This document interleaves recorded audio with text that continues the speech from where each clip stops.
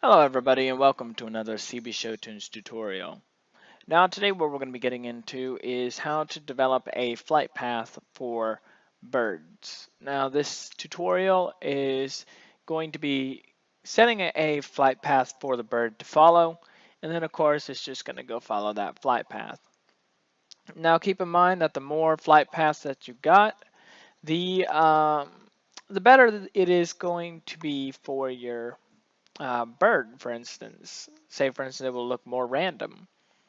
So if you got like, say, 10 flight paths and all, then it will definitely not look random at all, and it will just be flying all over the place, especially if you have it visiting the same location on a different flight path and so on. Okay, so let's go and get started with this bird flight path.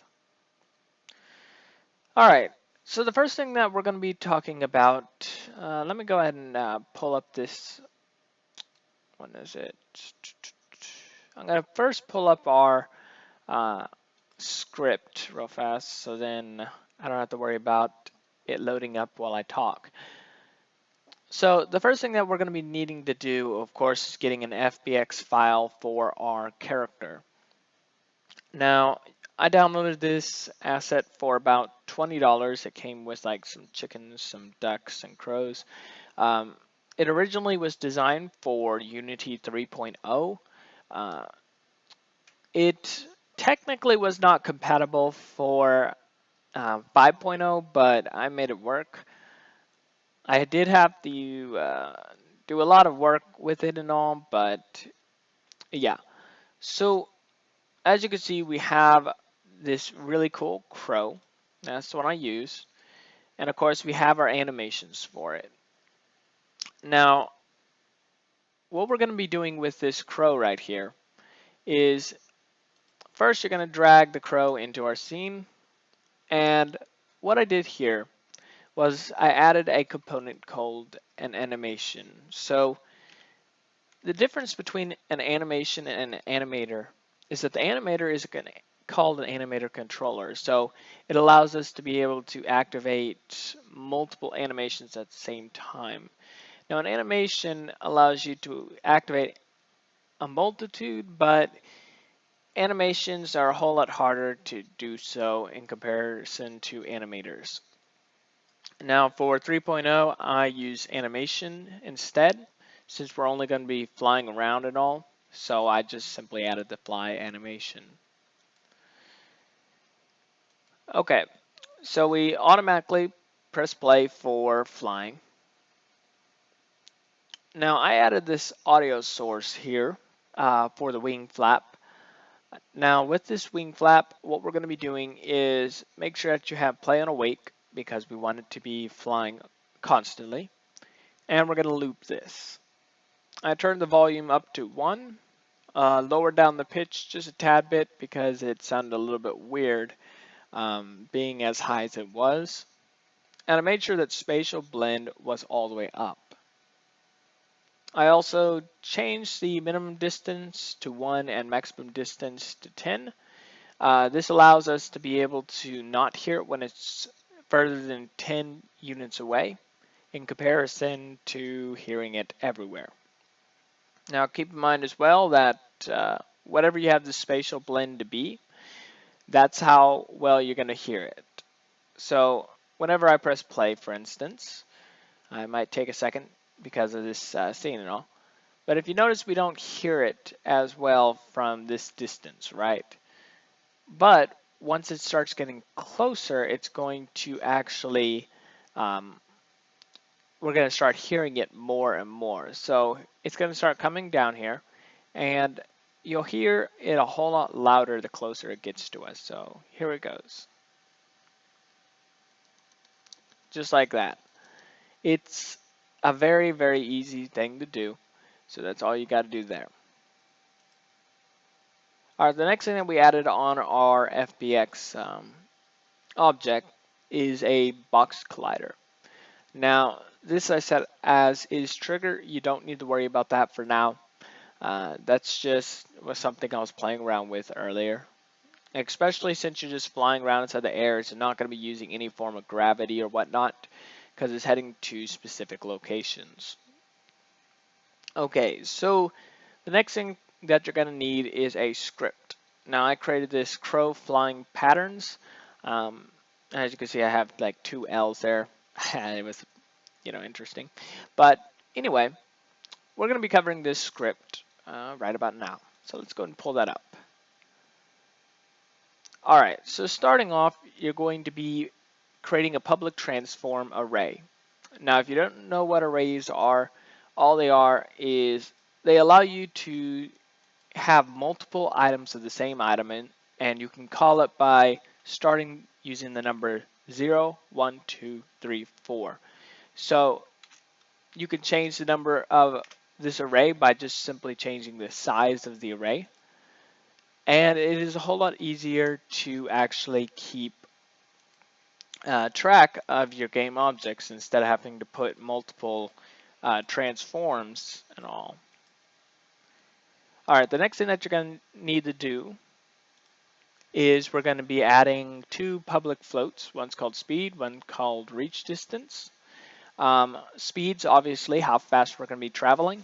Reach distance is going to be when we reach our destination. I'm going to go ahead and erase that. We don't need that right there. Okay. The last public thing that we're going to be dealing with is an integer called current loc. This allows us to decide which transform we're actually at, or which travel location we're actually at. So yeah, that's what we're going to be using there. Okay, under void update, we're going to be creating a vector 3 called dir. This stands for direction, okay? And it's going to say is equal to travel locations, and we're going to be using our array. We're going to say current loc. So whatever our current location is, dot position.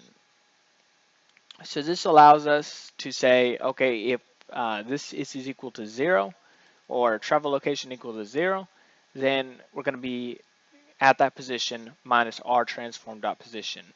Or if we're at 1, it's going to do the same thing, 2, 3, 4, whatever.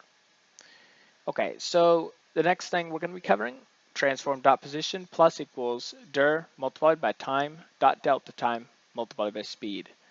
This allows us to actually move from our current position to our new position. And lastly, we're going to be putting transform.lookat travel location current loc. So this right here allows us to be able to rotate to that specific direction. So instead of us just flying straight in a line, I can actually show that real fast. So let's go ahead and pull that up. I'm going to go ahead and save that. And we're going to head over to this tab right here. I'm going to take off maximize so I can make us actually go immediately to our location. So let's first play. And I'm going to change our current loc to like 4. Okay, let's actually change it to 5 maybe. Okay, so as you can see, it's flying towards us, but I think it was going way too fast. So let's go actually change it to 0.1, and we're going to change our location back to 5. Okay, so here it comes again. And watch what it does since we changed our rotation value to not change at all. I mean, just take a look at that. It's flying backwards, and that is not what we want. So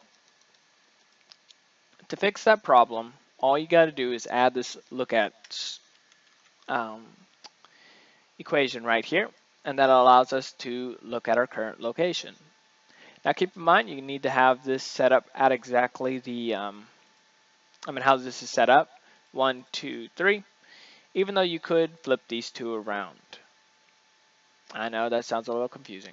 This one has to be on top, but these 2 you can put them wherever. Okay, so now we're going to be coming up with our if statements. So if our direction dot magnitude is less than or equal to reach distance. So whenever we reach our distance, then current loc plus plus. So this adds a integer to our current integer. So if our integer is equal to 0, it equals 1. Or it's equal to 1, it equals 2, and so on. Next, we're going to say if current loc is greater than or equal to travel location dot length, then current loc is equal to 0. This means that if we reach the end of our array, so if we're at 6 and we only got 6 on our array, which is 1, 2, 3, 4, 5, 6. So if we're at number 6, technically 5, but if we're at this number, then it's going to restart and go back to number 6 instead of continuing to add a number and have nowhere to go. So it's basically going to have an error. So that allows us to reset our area right there. Okay, that's about it on those. Okay, now for our scene, this is actually very easy to do. Let's go ahead and head over there. Now what I did was I created some spheres that were all over the map, and these represent the flight path of our bird. Now keep in mind, like I said, the more spheres or flight paths you have, the better it is for your character. So, or the more random it will appear. So I have this setting set up to go all over this map right here. Now all I did was simply created a capsule collider and set it as an is trigger. Now you don't need the capsule collider, I'm just using it as a way of seeing these objects. Say for instance, if I take off that capsule colliders, it's a whole lot harder to see them. Now while you are actually working with these and trying to figure out your flight path and all, you can go and have your mesh render activated, and then whenever you're done, just simply select mesh render to take them off. Okay, so as I said, you could just put these all over the map, put them wherever you want, and then assign them using this right here. So if you want, say for instance, 20 different locations, you can just add 20, and it allows you to go to all those different locations. All right, well, that's it for today, guys. If you have any questions, please leave a comment inside the comment section below. I'll be happy to answer it. Also, if you like this video, please like it, subscribe, check out some of my other videos, and I'll see you guys next time.